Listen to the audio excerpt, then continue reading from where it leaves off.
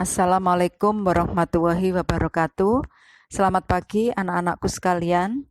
Untuk memperdalam daripada materi yang akan dijelaskan Ibu, yaitu tentang sistem hukum dan peradilan internasional. Jadi untuk mengetahui daripada sistem hukum dan peradilan internasional, coba perhatikan daripada peta konsep tentang sistem hukum dan peradilan internasional tersebut, yaitu pengertian sistem hukum internasional, apa yang dimaksud dengan hukum internasional itu, sedangkan di dalam hukum internasional itu terdiri dari asal mula, arti modern, asas-asas, sumber hukum, dan subjek hukum internasional. Sedangkan bagian yang ketiga yaitu hubungan hukum internasional dengan hukum nasional. Yang kedua, proses ratifikasi hukum internasional menjadi hukum nasional dan peradilan internasional. Untuk memperdalam daripada sistem hukum dan peradilan internasional, kita perlu mengetahui dulu apa yang dimaksud dengan sistem hukum internasional itu. Bahwasanya sistem hukum internasional adalah satu kesatuan hukum yang berlaku untuk komunitas internasional dalam kurung semua negara-negara di dunia yang harus dipatuhi dan ditaati oleh setiap negara. Jadi sistem hukum internasional juga merupakan aturan-aturan yang telah diciptakan bersama oleh negara-negara anggota yang melintasi batas-batas negara. Kepatuhan terhadap sistem hukum internasional tersebut ada kalanya karena negara tersebut terlibat langsung dalam proses pembuatan dan tidak sedikit juga yang tinggal meratifikasinya. Sedangkan pengertian hukum internasional itu sendiri dari beberapa pendapat para ahli, di sini Ibu akan mengambil pendapat dari Mokhtar Kusuma Atmaja bahwasanya hukum internasional adalah keseluruhan kaidah-kaidah dan asas-asas yang mengatur hubungan atau persoalan yang melintasi batas-batas negara, antara negara dengan negara. Yang kedua, negara dan subjek hukum lain bukan negara atau subjek hukum bukan negara satu sama lain. Nah, intinya bahwasanya hukum internasional itu adalah hukum yang melintasi atau yang mengatur hubungan antara negara satu dengan negara lain. Sedangkan untuk mengetahui daripada hukum internasional, yaitu asal mula dari hukum internasional, yaitu dari istilah ius gentium, yaitu hukum antar bangsa. Ius gentium yang kemudian berkembang menjadi ius inter gentium, yaitu hukum yang diterapkan bagi kaula negara, yaitu negara asing, yaitu negara-negara jajan atau orang-orang asing. Kemudian berkembang menjadi international law.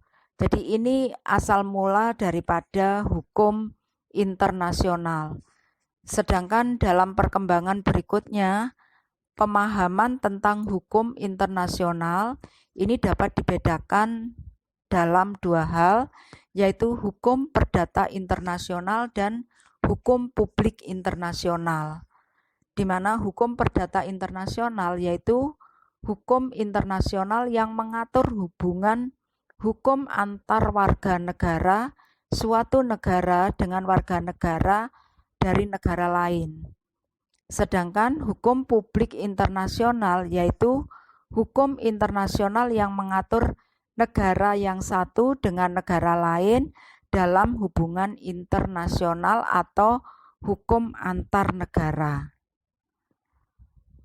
Sedangkan terwujudnya hukum internasional yang kita kenal sekarang itu adalah merupakan hasil Konferensi Wina 1969. Hukum tertulis yaitu bahwa ruang lingkup hukum internasional hanya berlaku untuk perjanjian-perjanjian antar negara. Yang kedua, perjanjian internasional tertulis tunduk pada ketentuan hukum kebiasaan internasional dan jurisprudensi atau prinsip-prinsip hukum umum. Sedangkan hukum yang tidak tertulis, ini Ibu akan mengambil beberapa saja, yaitu masih terdapat hukum kebiasaan internasional yang ruang lingkupnya hanya untuk perjanjian antar negara. Yang kedua, perjanjian-perjanjian antar negara dengan subjek hukum lain ada pengaturan tersendiri seperti perjanjian antar negara dan organisasi internasional. Sedangkan asas-asas hukum internasional ini di dalam menjalin hubungan hukum antar negara perlu diperhatikan asas-asas hukum internasional. Yang pertama, asas teritorial. Yang kedua yaitu asas kebangsaan, yang ketiga adalah asas kepentingan umum. Untuk yang pertama, asas teritorial yaitu didasarkan pada kekuasaan negara atas daerah atau wilayahnya. Sedangkan asas kebangsaan yaitu merupakan kekuasaan negara pada warga negaranya.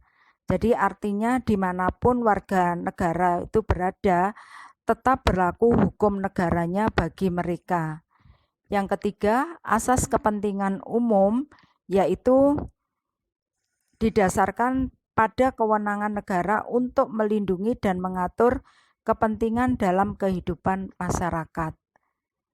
Sedangkan asas lain sebagai berikut yaitu asas pacta sunt servanda, asas legality right, asas resiprositas, asas courtesy, dan asas res sixtantibus. Sumber hukum internasional. Mokhtar Kusuma Atmaja membedakan sumber hukum dalam arti material dan sumber hukum dalam arti formal. Dalam arti material adalah sumber hukum yang membahas dasar berlakunya hukum suatu negara, sedangkan dalam arti formal adalah sumber dari mana kita mendapatkan atau menemukan ketentuan-ketentuan hukum internasional. Sumber-sumber hukum internasional sesuai Piagam Mahkamah Internasional pasal 38, yaitu yang pertama, perjanjian internasional atau disebut dengan traktat. Yang kedua, kebiasaan-kebiasaan internasional. Yang ketiga, asas-asas umum hukum yang diakui oleh bangsa-bangsa yang beradab. Yang keempat, keputusan-keputusan hakim dan ajaran-ajaran para ahli hukum internasional dari berbagai negara sebagai alat tambahan untuk menentukan hukum atau yang disebut dengan jurisprudensi. Yang kelima yaitu pendapat-pendapat para ahli hukum terkemuka atau disebut dengan doktrin.